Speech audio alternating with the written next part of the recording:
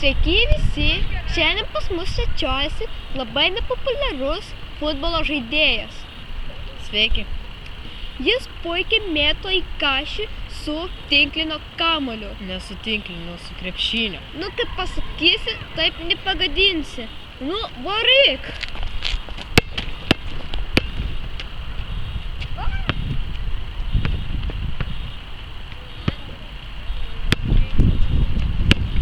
Tu visai ne profas. Ko tu čia meluoji?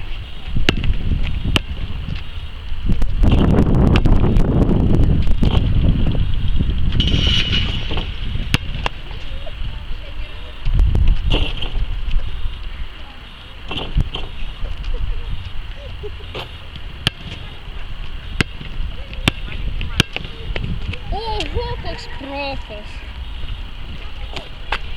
Jis toks profas, kad jis turi vietą mano širdyje. Aš neturiu širdies.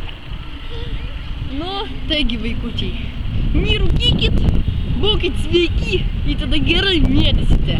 Su jumis buvo čia aš, Agurkas ir Žuvėdra. Viso!